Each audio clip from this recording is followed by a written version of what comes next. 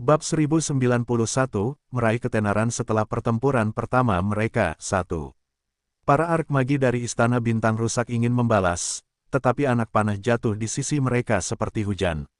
Li Xiaowei, yang satu kakinya berada di atas meja, mengerahkan seluruh kemampuannya untuk membidik para Arkmagi dari Istana Bintang Rusak. Selama mereka menunjukkan tanda-tanda melantunkan mantra, dia akan segera menghentikan mereka. Tidak semua Arkmagus dapat mengeluarkan sihir tingkat tinggi dengan kekuatan penghancur yang besar tanpa mengucapkan mantra seperti Qixia. Setiap mantra membutuhkan setidaknya 2 hingga 3 detik untuk diucapkan, tetapi 3 detik itu cukup bagi Li Xiaowei untuk menghentikan nyanyian mereka. Tanpa bantuan Arkmagi, Yang Si yang telah meningkatkan perisai sucinya seperti bulldozer yang memotong jalan berdarah di antara kerumunan. Tidak peduli seberapa ganas serangan para paladin dan pendekar pedang, sulit untuk menghancurkan perisai yang dipasang oleh seorang pendeta dalam waktu singkat. Terlebih lagi, Yang Si sangat pintar dalam menyerang. Ia menghindari serangan terhadap paladin dan swordmaster, dan hanya menyerang Arkmagi dan Arkpriest yang pertahanannya lemah. Meskipun kerusakan yang dihasilkan seorang paladin terbatas, itu cukup untuk membuat mereka tertegun selama beberapa detik jika Yang Si menabrak mereka. Para pendeta Istana Bintang Pecah ingin melemparkan perisai pada rekan-rekan mereka, tetapi kecepatan Yang Si terlalu cepat. Sosoknya seperti hantu saat ia mengamuk di antara kerumunan seperti bintang jatuh. Bahkan bayangannya telah menghilang, hanya menyisakan garis-garis cahaya perak yang berkedip satu demi satu. Setiap kali Yang Si bergerak, ia akan mengganggu berkat seorang pendeta. Jika tidak ada pendeta, ia akan memukul Arkmagus yang sedang melantunkan mantra ke dinding. Pemandangan itu sangatlah biadab. Ketika kakak senior Qian melihat pemandangan yang tak terbayangkan ini, dia berharap bola matanya bisa copot. Memang benar bahwa beberapa anak ini berada di level pemula dari promosi kelas 2, tetapi mengapa seluruh kekuatan mereka jauh melampaui standar pakar kelas 2 junior. Yang Si adalah seorang paladin, tetapi kecepatannya lebih cepat daripada paladin yang menungganginya. Bukannya paladin Istana Bintang Rusak tidak kompeten, tetapi mereka tidak dapat mengejar Yang Si bahkan jika mereka berusaha sekuat tenaga. Bahkan jika mereka berusaha sekuat tenaga untuk mengejar, efek badai salju memperlambat mereka. Ditambah dengan fakta bahwa mereka tidak secepat Yang Si sejak awal, mereka tertinggal jauh di belakang Yang Si. Mereka hanya bisa melihat tanpa daya ketika Arkmagi mereka dirobohkan. Mereka berharap bisa langsung berteriak pada pemuda itu, "Beranikah kau menindas yang lemah? Datang dan lawan kami jika kau mampu." Sial, memangnya kenapa kalau kau berlari cepat? Kau pasti tikus petir di kehidupanmu sebelumnya. Sebagai paladin, tidakkah kau tahu bahwa tungganganmu seharusnya berlari cepat? Para priest yang menjadi target Yang Si ingin menangis. Bukannya mereka tidak menghargai rekan satu tim mereka, tetapi mereka benar-benar tidak mampu melindungi diri mereka sendiri. Juga, ada apa dengan priest di sisi yang berlawanan? Bagaimana dia tidak menghabiskan kekuatan sihirnya setelah melepaskan lusinan totem setiap detik? Selain itu, bukankah ketebalan Sacred Shield terlalu abnormal? Mereka juga tahu mantra Sacred Shield, tetapi dibandingkan dengan Sacred Shield milik Qian Yu, perisai mereka seperti selembar kertas. Paling-paling, mereka bisa menahan 2 serangan dari Yang Si sebelum mereka hancur. Dia kemudian melihat perisai suci di tubuh Yang Si. Dia telah dengan kuat menahan rentetan mantra dari banyak Arkmagi tanpa celah. "Apakah kamu putra dewa para pendeta?" Para pendeta marah, sampai muntah darah, dan para pendekar pedang ingin menangis. Seorang paladin dengan perisai besar sudah cukup untuk membuat mereka pusing, tapi apa yang terjadi dengan anak ini yang akan mengayunkan pedang besarnya dan melepaskan Blade Slash? Bab 1092, meraih ketenaran setelah pertempuran pertama mereka. 2. Keduanya menggunakan Destruction Slash, namun aura pedangnya hanya sepanjang 3 meter sedangkan aura pedang bocah kecil ini sepanjang 7 meter. Apakah Anda tumbuh besar dengan memakan pupuk? Atau apakah pedang keluarga Anda secara alami lebih panjang 4 meter? Apakah orang ini benar-benar hanya seorang ahli kelas 2? Apakah dia benar-benar bukan ahli pedang agung yang menyembunyikan kekuatannya untuk mempermainkan mereka? Dengan pedang besar di tangannya, Satercut tidak dapat lagi memuaskan hati Tang Nazi yang berani dan tak terkendali. Dia meraung dan mengangkat pedang besar itu.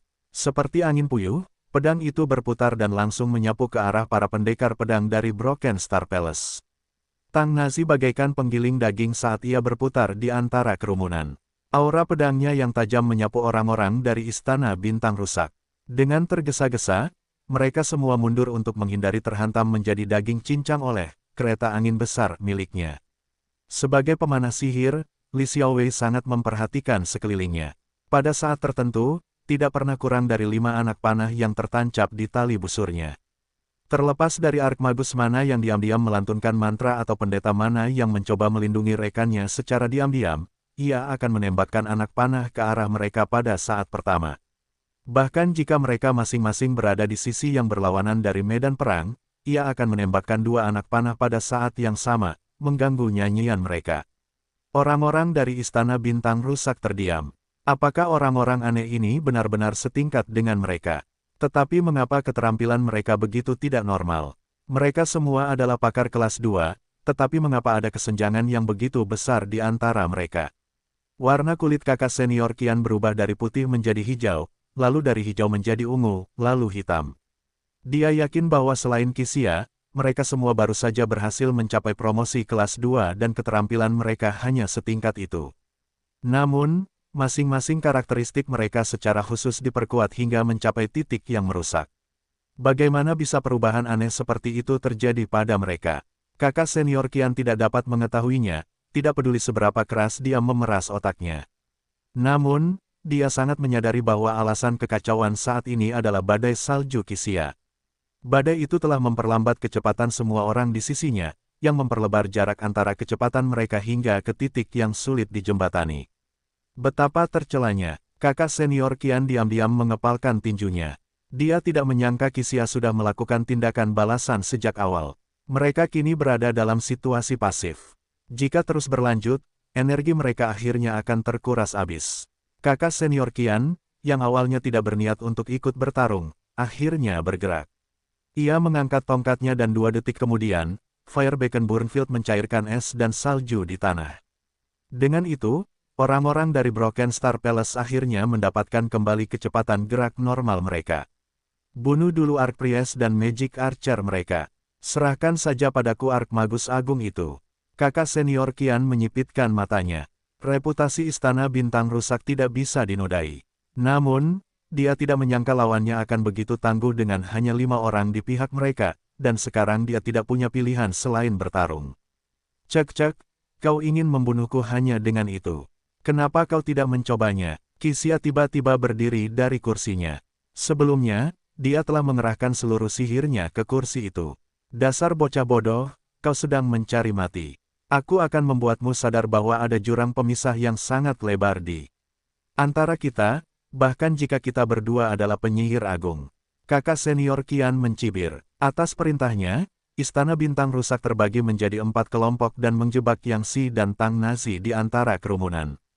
Semua penyihir agung dan pemanah sihir mengarahkan pandangan mereka pada Yan Yu dan Li Xiaowei. Sejak saat itu, pertempuran resmi dimulai. Bab 1093, meraih ketenaran setelah pertempuran pertama mereka 3. Di lantai 2 gedung itu, Dulang dan yang lainnya dilindungi oleh penghalang yang telah dipasang Yan Yu sebelumnya. Dan melalui penghalang itu, mereka dapat melihat dengan jelas pertempuran di bawah mereka. Penampilan luar biasa Pantom di awal telah mengejutkan mereka. Sulit dipercaya bahwa kelompok anak muda ini dapat bertarung dengan baik ketika mereka kalah jumlah. Namun, saat kakak senior Qian memasuki lapangan, situasinya langsung berubah. Dulang dan yang lainnya tidak dapat menahan rasa khawatir terhadap anggota Pantom. Pemimpin, ayo kita turun juga, kita tidak mungkin membiarkan Qixia dan yang lainnya bertarung sendirian di saat seperti ini. Kita tidak bisa tinggal di sini seperti kura-kura. Evil Wolf mencengkeram pedang panjangnya erat-erat. Saat dia melihat orang-orang dari Istana Bintang Rusak mendekat selangkah demi selangkah, dia berharap dia bisa bergegas keluar dan melawan mereka sampai mati. Ekspresi Dulang sangat serius. Dia tidak mampu mendeteksi kekuatan tamu tak diundang itu. Selain itu, Shen Yanxiao telah menyebutkan bahwa musuh yang akan mereka hadapi adalah ahli kelas 2. Yang terkuat di antara mereka adalah 7 serigala dan Namong Mengmeng, yang hanya profesional tingkat lanjutan. Profesional tingkat lanjut bagaikan semut di hadapan pakar kelas 2, tidak ada kemungkinan untuk menang. Untuk pertama kalinya, Dulang ragu-ragu. Yan Yu telah menghabiskan sepanjang hari memasang penghalang di depan mereka dan berulang kali memperingatkan mereka untuk tidak pergi.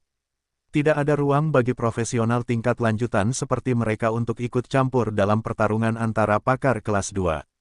Sekalipun mereka lari, mereka tidak hanya tidak akan membantu Qixia dan yang lainnya, mereka malah akan menjadi beban bagi mereka. Akan tetapi, ia tidak dapat berdiam diri dan menyaksikan rekan-rekannya bertempur dalam pertempuran berdarah sementara ia bersembunyi di tempat aman. Dulang menatap anggota kelompok prajurit bayaran serigala gua di belakangnya. Di antara sepasang mata yang penuh gairah itu, ia melihat keinginan mereka untuk ikut bertarung. Dulang menarik napas dalam-dalam dan memutuskan untuk bergabung dalam pertarungan.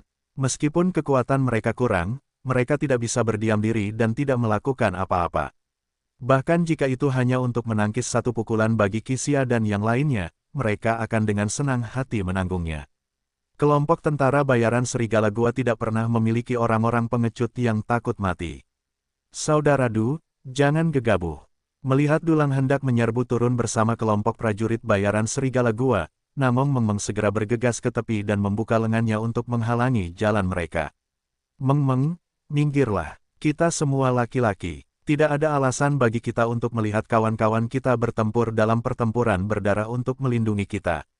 Jika kita terus bersembunyi di sini, bukankah kita akan menjadi pengecut yang dibenci semua orang? Mata Dulang tegas, bahkan jika mereka mati dalam pertempuran, mereka tidak akan pernah bersembunyi. Namong Meng menggigit bibirnya, dia biasanya yang paling impulsif dari semua orang, tetapi sekarang, dia sangat tenang. Saudara Du, kamu bukan lawan Istana Bintang Rusak. Bahkan jika kamu keluar, kamu hanya akan mengganggu pertarungan mereka. Meskipun orang-orang dari Istana Bintang Rusak kuat, mereka tidak lemah. Tolong percayalah pada mereka, mereka tidak akan kalah dengan mudah. Jika kalian semua mati, guru akan sangat menderita saat dia kembali. Tetapi jika Qixia dan yang lainnya terluka, gurumu juga akan bersedih. Dulang menghela nafas. Namong Meng berkata, mereka tidak akan melakukannya. Mereka sangat kuat. Aku tahu mereka lebih kuat dari itu. Saudara Du, tidak bisakah kau katakan bahwa mereka tidak dirugikan dalam pertarungan melawan mereka? Namun, meskipun levelnya sama, jumlahnya sangat berbeda. Sejujurnya, Namong Meng tersenyum dan berkata, tetapi mereka memiliki binatang mistis. Bab 1094, meraih ketenaran setelah pertempuran pertama mereka 4. Di aula, Tang Nazi dan Yang Si dijebak oleh para ksatria suci Istana Bintang pecah dan gerakan mereka dibatasi. Mereka ingin bergegas keluar beberapa kali tetapi dihentikan. Para penyihir agung dari Istana Bintang pecah membidik Yan Yu dan Li Xiaowei dan melancarkan serangkaian mantra. Totem di tangan Yan Yu hancur satu persatu, tetapi perisai suci yang melindunginya dan Li Xiaowei masih tetap kuat. Meski begitu, mereka bisa merasakan bahwa perisai suci di tubuh mereka perlahan melemah. Meskipun totem di tangan Yan Yu terus berubah dan terus menebal, di bawah pemboman ark magi, kedua perisai itu sudah diambang kehancuran. Kakak senior Qian telah tiba di depan Qixia, dan pertarungan antara kedua penyihir agung-agung resmi dimulai. Qixia tidak perlu melantunkan mantra, tetapi kakak senior Qian masih membutuhkan waktu sekitar 2 detik. Alhasil, kecepatan merapal mantra Qixia jauh lebih cepat daripada kakak senior Qian. Namun, Qixia baru saja menjadi seorang Arkmagus Agung dalam waktu yang singkat, jadi keterampilan yang dimilikinya terbatas. Di sisi lain, kakak senior Qian telah menjadi seorang Arkmagus Agung selama lebih dari 1 dekade, jadi dia sangat mengenal keterampilannya. Dibandingkan dengan Qixia, serangannya lebih ganas dan kerusakannya lebih tinggi. Untuk sesaat, mereka tidak bisa berpisah satu sama lain. Qixia tidak bisa lolos dari serangan bertubi-tubi, dan anggota Pantom benar-benar terputus satu sama lain. Istana Bintang Rusak melancarkan serangan gila-gilaan terhadap 4 lainnya dengan keunggulan jumlah mereka, sehingga keselamatan Li Xiaowei dan Yan Yu sangat terancam. Serang, tepat saat mereka hendak jatuh di bawah serangan gencar Istana Bintang Rusak, Qixia tiba-tiba berteriak. Mengikuti raungan Qixia, 5 sinar cahaya tiba-tiba meledak dari 5 anggota Pantom. Detik berikutnya, 5 sosok bersinar tiba-tiba muncul di atas aula. Dasar bajingan kecil, beraninya kalian memprovokasi tuanku. Seekor kilin berambut perak melayang di udara dengan tangan disilangkan. Mata peraknya menatap orang-orang di Istana Bintang Rusak dengan jijik. Kilin, binatang buas mistis. Kakak senior Qian menatap kelima binatang buas mistis di udara dengan kaget. Qilin, naga biru, harimau putih, kura-kura hitam, dan Orochi. Dia tiba-tiba mengerti mengapa ada perbedaan besar antara keterampilan mereka. Semua ini karena binatang mistis mereka. Meskipun binatang mistis adalah binatang ajaib, ia memiliki karakteristik yang hebat. Setelah menandatangani kontrak dengan manusia, karakteristik ini sangat mungkin terstimulasi. Jika mereka bertemu dengan tuan dengan atribut yang sama, keberadaan binatang mistis akan membawa manfaat tak terbatas bagi tuan mereka. Jika atribut mereka berbeda, maka tidak seorang pun dapat menemukan manfaat tersembunyi ini. Ambil contoh Qixia, ia adalah seorang magus, dan binatang mistis Qilin memiliki kekuatan magis yang dahsyat. Karakteristik seperti itu secara langsung menyebabkan sihir Qixia beresonansi dengan sihir di tubuh Qilin, menghapus kebutuhannya untuk melantunkan mantra. Binatang mistis itu langka sejak awal, dan binatang mistis dengan atribut yang sama bahkan lebih langka lagi. Tidak hanya membutuhkan resonansi dari sumber magis, tetapi juga membutuhkan kontrak hidup dan mati dengan binatang mistis.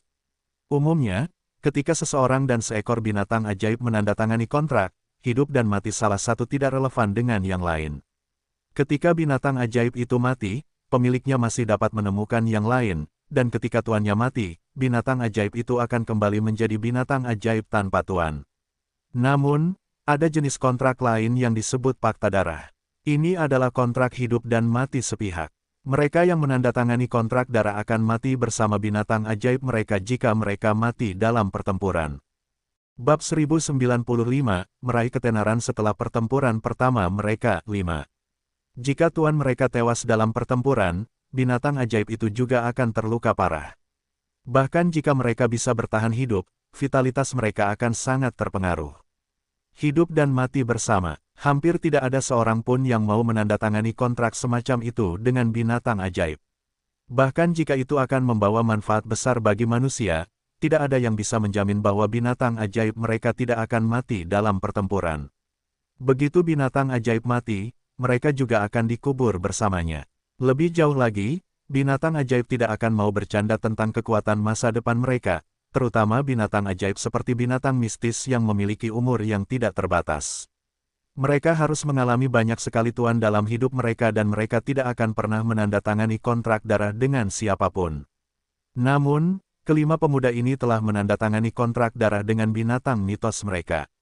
Mereka telah memasok darah mereka kepada binatang-binatang mistis, dan binatang-binatang mistis telah meminjamkan sumber darah mereka kepada tuan-tuan mereka. Akibatnya, kekuatan buas mereka telah melampaui rekan-rekan mereka. Bagaimana ini bisa terjadi? Bagaimana mungkin seekor binatang mistis menandatangani kontrak darah? Kakak senior Qian merasa sulit untuk mempercayainya. Akan ada perubahan besar antara manusia dan binatang mistis yang menandatangani kontrak darah. Kekuatan mereka akan meningkat dan mereka akan mendapatkan keuntungan bersama.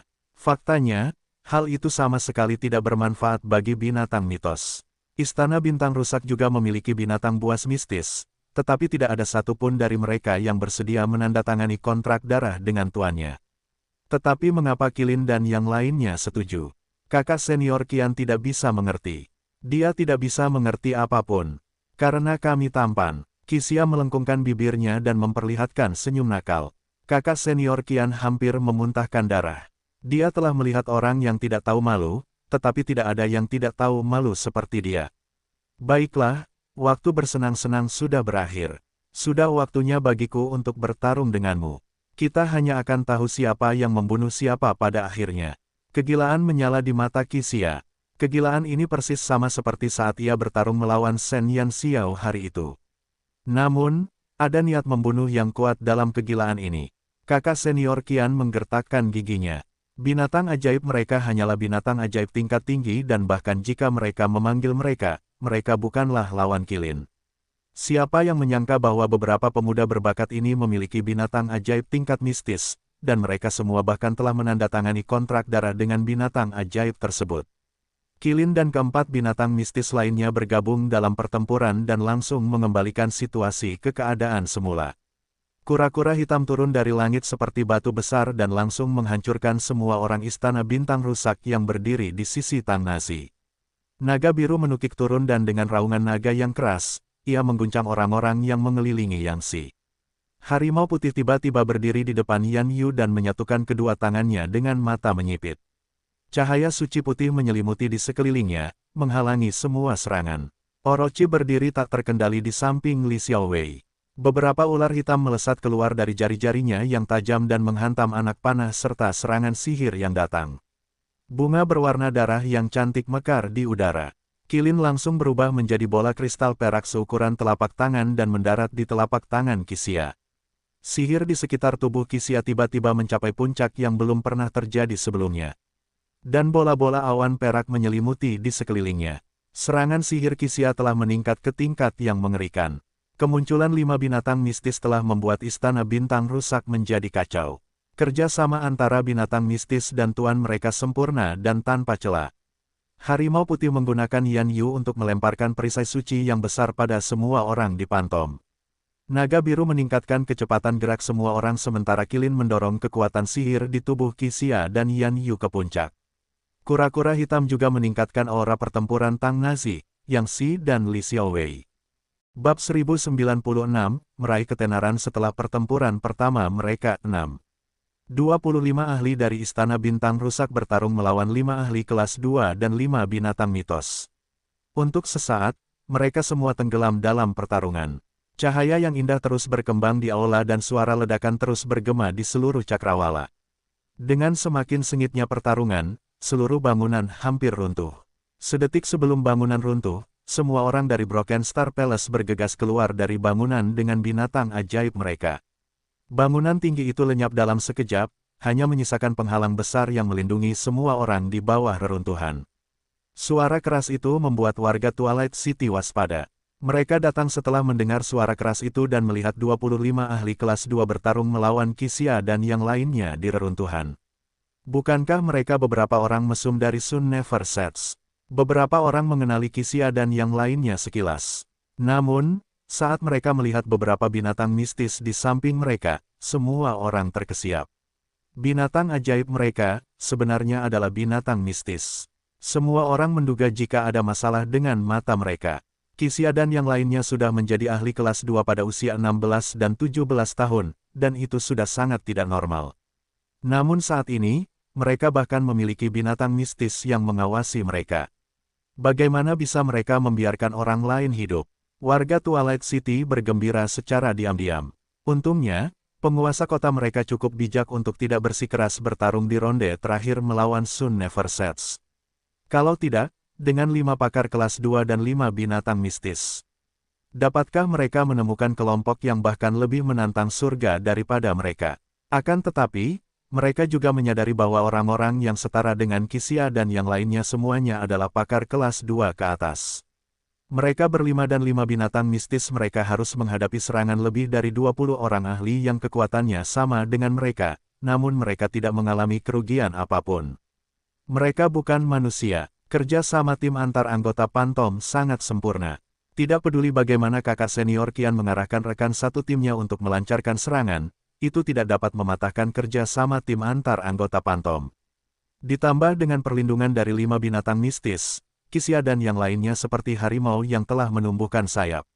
Sihir tingkat tinggi turun satu demi satu dan tebasan penghancur dihancurkan dalam satu serangan. Di tengah hujan pedang yang indah, ular hitam dengan taring beracun dapat terlihat samar-samar karena diselimuti asap karena dampak suci. Api berkobar di mana-mana, kilat menyambar, dan guntur menggelegar. Lebih dari 30 siluet berubah menjadi bayangan di udara dan warga Twilight City tidak bisa lagi melihat pertarungan tersebut. Dengan suara merintih, seorang arkmagus dari Istana Bintang Pecah tiba-tiba jatuh ke tanah dengan anak panah berwarna gelap tertancap di dagingnya. Seekor ular hitam kecil melingkari anak panah itu dan taringnya yang tajam dan berbisa menusuk leher sang arkmagus, menyuntikkan racun penyegel darah ke dalam tubuhnya. Munculnya korban pertama dari pertarungan itu menggemparkan warga Istana Bintang Rusak. Jumlah mereka hanya 5 orang, tetapi yang pertama mati adalah salah satu anak buah mereka. Bagaimana mungkin mereka tidak terkejut dengan situasi ini? Kakak senior Qian membelalakkan mata merahnya dan menatap arkmagus yang telah menghembuskan nafas terakhirnya. Dia berharap bisa segera mencabik-cabik Qixia dan yang lainnya. Kapan Istana Bintang Rusak mereka menderita kerugian seperti itu? Mereka selalu menjadi orang yang menghancurkan orang lain, jadi sudah berapa lama sejak mereka mengalami kegagalan. Mereka tidak boleh kalah. Mereka tidak boleh dikalahkan oleh kelima pemuda ini. Kalau tidak, reputasi Istana Bintang Rusak akan hancur. Bunuh mereka dengan cara apapun. Bab 1097, meraih ketenaran setelah pertempuran pertama mereka 7. Pertarungan antara Istana Bintang Rusak dan Pantom terus berlanjut.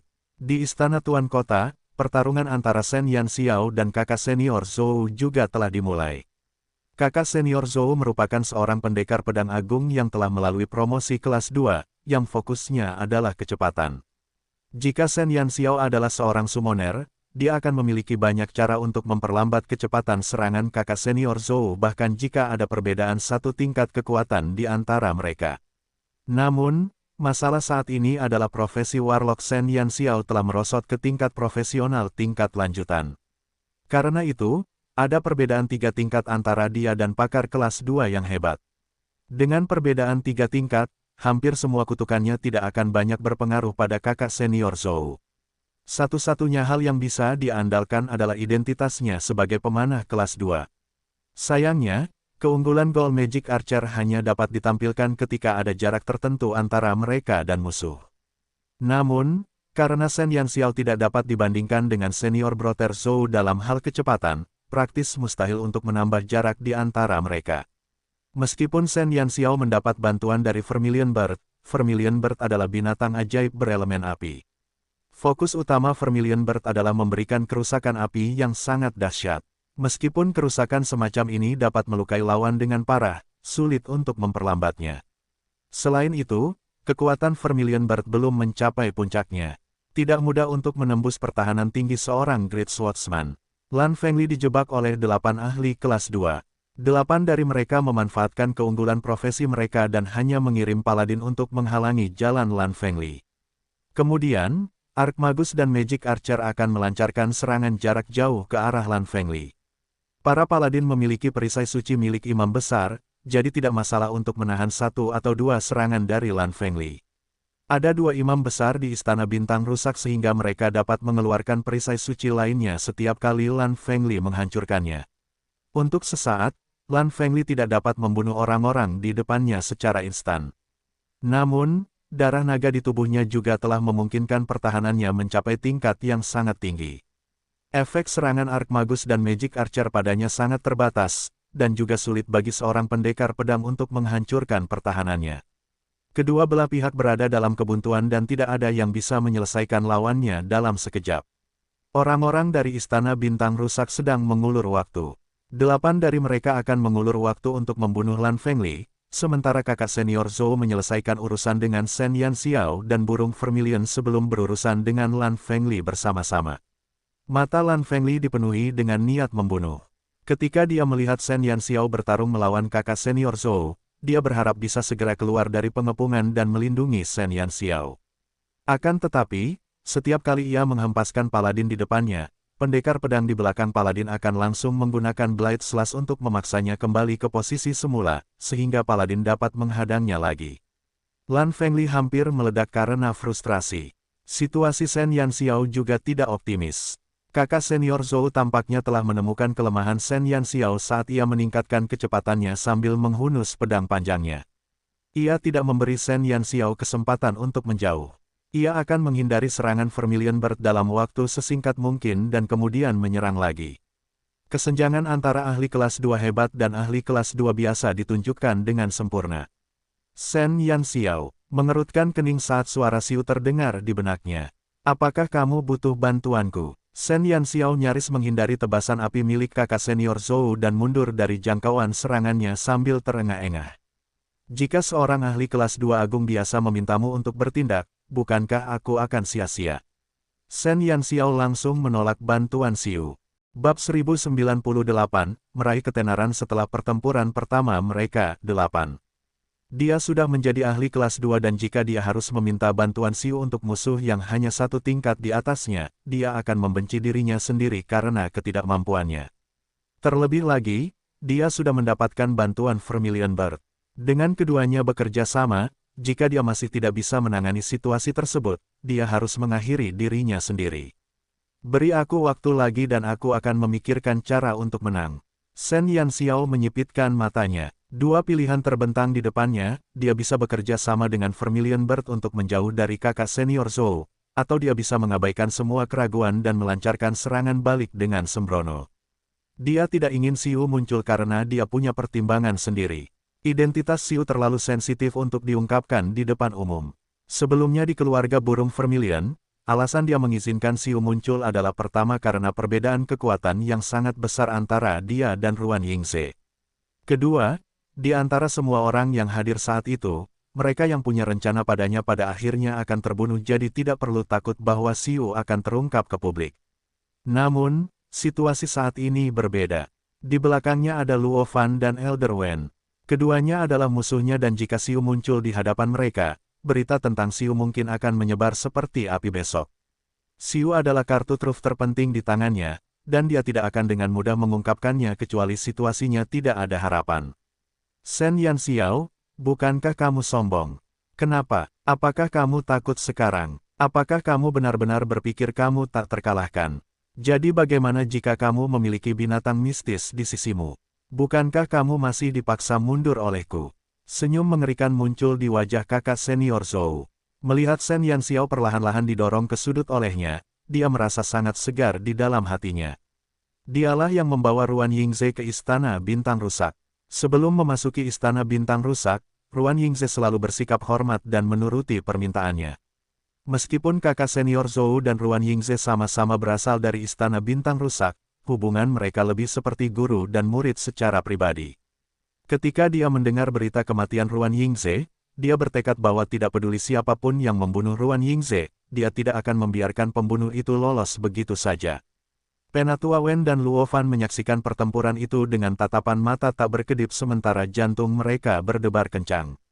Saat Shen Yanxiao perlahan-lahan jatuh ke posisi yang tidak menguntungkan, mereka berdua hampir bersorak untuk kakak senior Zhou. Shen Yanxiao biasanya sombong dan tak terkendali, tetapi sekarang, dia dipukuli sampai-sampai dia tidak bisa melawan. Jadi bagaimana jika dia adalah ahli kelas 2? Jadi bagaimana jika dia memiliki binatang mistis? Perbedaan satu tingkat di atas kelas 2 sudah cukup untuk mengubah seluruh situasi. Penatua Wen, sudah kubilang jangan khawatir. Bagaimana perasaanmu sekarang? Luo Fan menampakkan senyum sinis. Semua kejayaan masa lalunya telah terkubur di tangan Shen Yanxiao, jadi dia berharap bisa melakukan hal yang sama padanya bahkan dalam mimpinya. Sekarang setelah dia melihat Shen Yanxiao ditekan oleh kakak senior Zhou, dia merasa sangat senang. Saudara Luo memang orang yang cakap untuk dapat mengundang seseorang dari Istana Bintang Rusak. Saya benar-benar terkesan. Penatua Wen memperlihatkan senyum riang.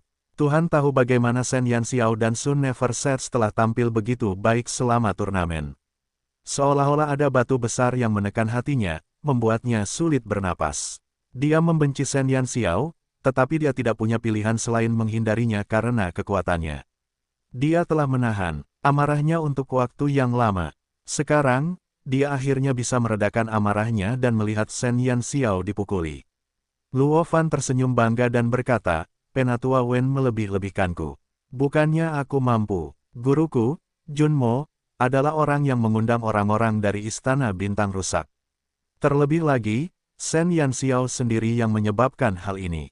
Dia bisa saja memprovokasi siapapun, tetapi dia harus memprovokasi Istana Bintang Rusak. Bahkan jika surga telah berdosa, itu masih bisa dimaafkan. Dia sendiri yang menyebabkan hal ini. Saya sudah lama mendengar nama guru besar Junmo. Saya bertanya-tanya apakah dia juga bertanggung jawab atas apa yang kita sebutkan sebelumnya. Penatua Wen tersenyum dan berkata, Bab 1099, meraih ketenaran setelah pertempuran pertama mereka, 9. Penatua Wen bertanya tentang perjanjian yang dimilikinya dengan Luo Fan. Setelah mereka mengalahkan Shen Yanxiao, Luo Fan akan meminta orang-orangnya untuk mendidik sekelompok ahli untuk kerajaan ketujuh. Tentu saja, Penatua Wen agak terkejut dengan konfirmasi itu. Meskipun nama Junmo terkenal di seluruh benua cemerlang, itu hanya prestasinya sebagai seorang herbalis.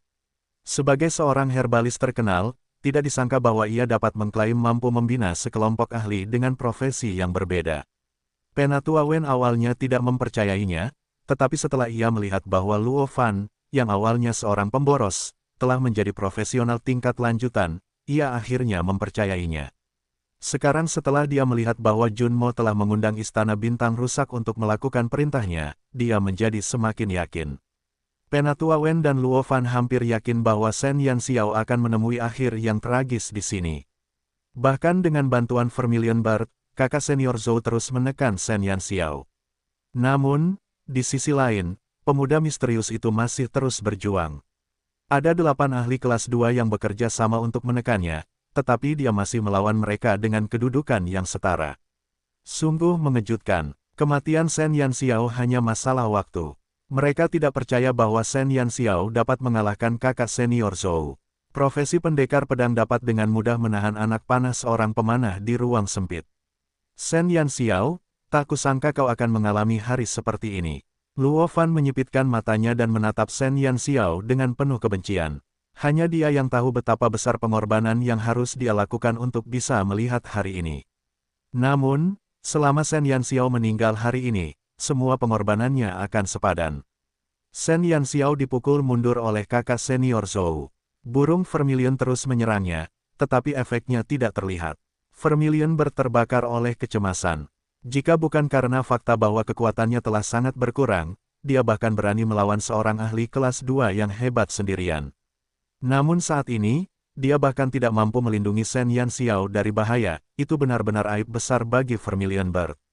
Shen Yanxiao menyadari gejolak batin Vermilion Bird dan diam-diam menggertakkan giginya. Jika dia terus-menerus terlibat dengan kakak senior Zhou, bukan saja dia akan terseret ke dalam pertarungan sengit, tetapi hati Vermilion Bird juga akan terus bergejolak. Shen Yanxiao sangat menyadari bahwa Vermilion Bird selalu memiliki simpul di hatinya. Fakta bahwa ia tidak dapat kembali ke puncaknya selalu membuat Vermilion Bird kesal. Shen Yanxiao telah mencoba menemukan metode untuk memulihkan kekuatan Vermilion Bird, tetapi Vermilion Bird tidak pernah mau berbicara tentang mengapa kekuatannya menurun atau cedera apa yang dideritanya. Dia tidak ingin menyeret Vermilion Bird ke kuburnya untuk pertarungannya. Jadi, mendobrak status quo sangatlah penting baginya. Shen Yanxiao sekali lagi menghindari pedang kakak senior Zhou. Tanah di depannya ditutupi dengan luka-luka yang ditinggalkan oleh aura pedang kakak senior Zhou. Lempengan batu yang retak di belakang mereka praktis telah berubah menjadi sayuran potong dadu. Shen Yanxiao mengerutkan bibirnya sambil terus memikirkan cara untuk memecahkan kebuntuan. Akhirnya, sebuah pikiran melintas di benaknya dan matanya yang awalnya dipenuhi konflik akhirnya tertutup oleh kilatan cahaya. Kakak senior Zhou telah menekan Shen Yanxiao, dan dengan itu muncullah rasa senang karena membalas dendam untuk muridnya.